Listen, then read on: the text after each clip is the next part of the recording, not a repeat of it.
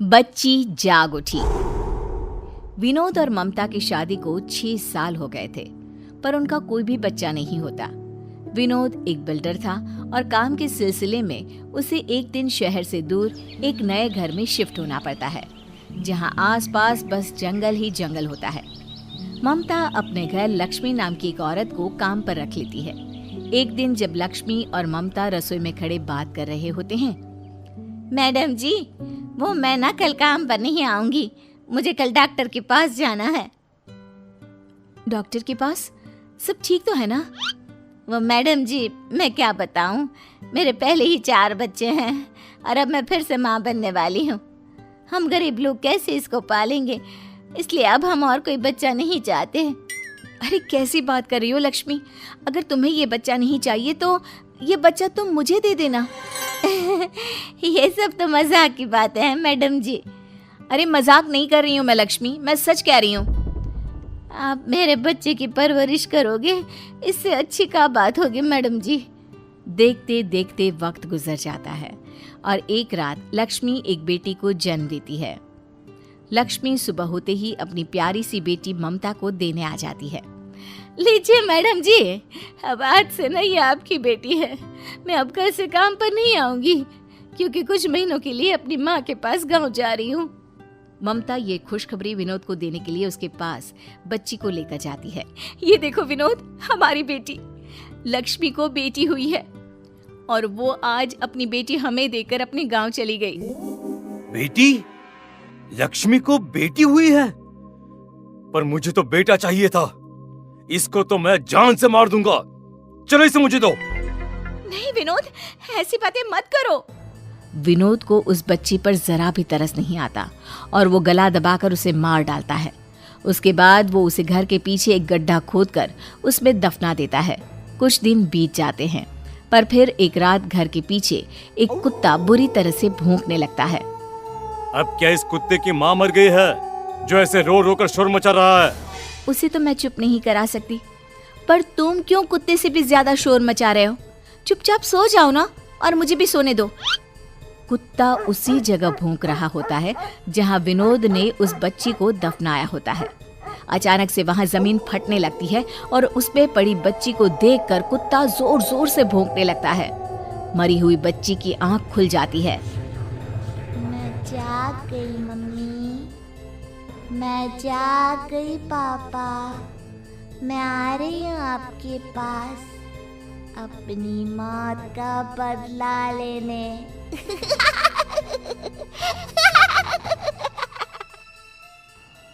अगली रात ममता पानी पीने के लिए रसोई में जाती है और उसे वहां एक दूध की बोतल दिखाई देती है। बोतल के पास एक डरावनी बच्ची खड़ी हुई दिखाई देती है जो और किसी को नहीं दिखती। दूध की बोतल?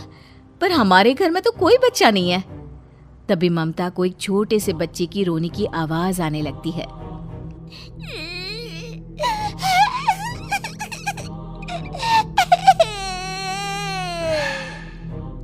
वो डरावनी बच्ची कोने में रो रही थी, पर वो ममता को दिख नहीं रही।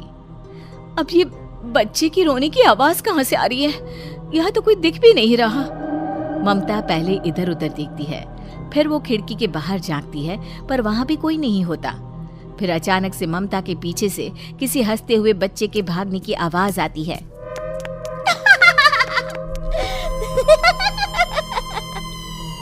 ममता पीछे मुड़कर देखती है, पर उसे कुछ नहीं दिखता, बस बच्चे की हंसने की आवाज आती है। कौन है आखिर यहाँ? मेरे सामने आओ। माँ, मैं हूँ। मैं और माँ? कौन है? यहाँ सामने आओ। ममता बहुत डर जाती है और भागते हुए अपने कमरे में जाकर कंबल ओढ़कर सो जाती है।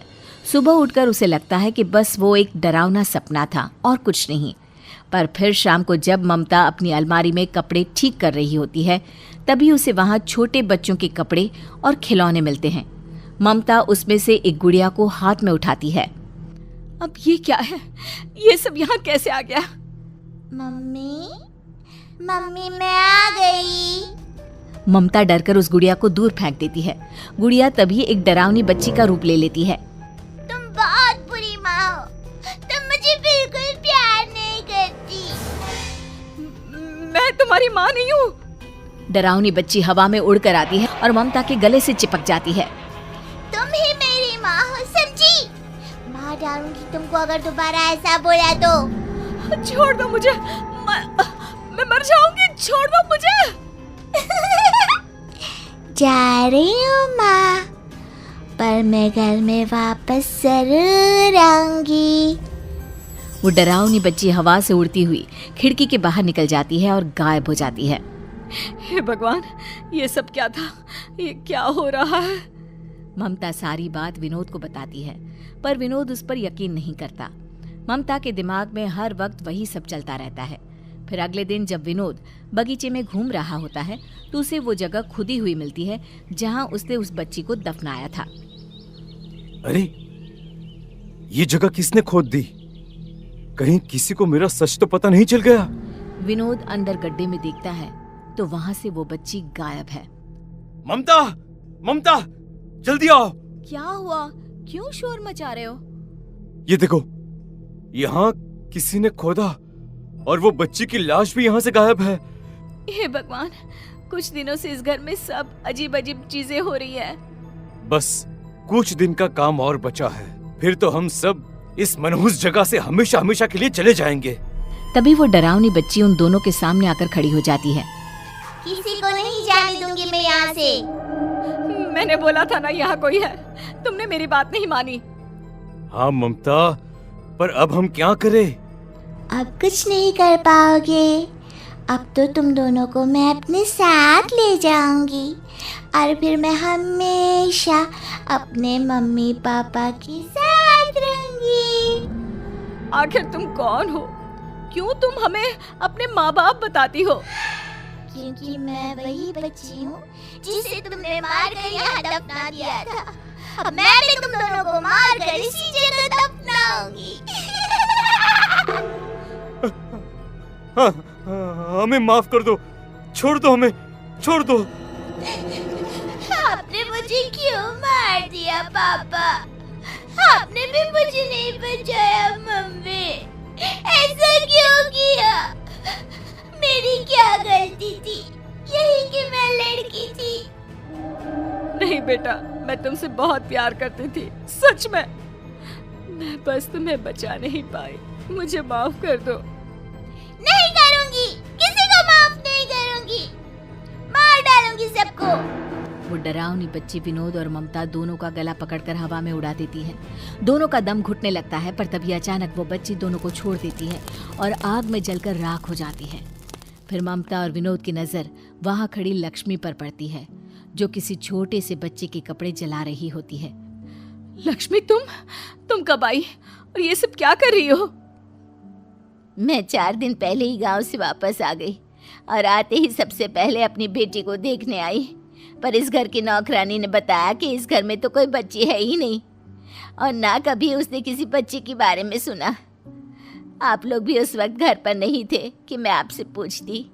मुझे कुछ ठीक नहीं लगा और जब मैं वापस जाने लगी तो मैंने पीछे बगीचे में अपनी बच्ची के गले में पड़े लॉकेट को आधा ज़मीन में दबा हुआ देखा।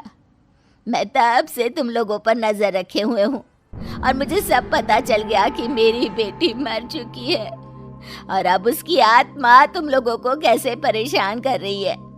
मैं उसके बाद अपनी बेटी की आत्मा की शांति के लिए पंडित जी के पास गई और उन्होंने मुझे बताया कि जो कपड़े मेरी बेटी ने सबसे पहले पहने थे, अगर मैं उन्हें जला दूंगी तो उसे मुक्ति मिल जाएगी।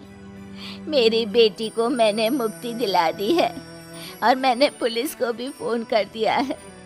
अब आपको आपके किए की सज़ा भुगतनी पड़ेगी। ममता और विनोद बहुत रोते गिड़गिड़ाते हैं, पर कुछ ही देर में पुलिस आकर दोनों को अरेस्ट करके ले जाती है। उसके बाद लक्ष्मी वहीं बैठकर खूब रोती है।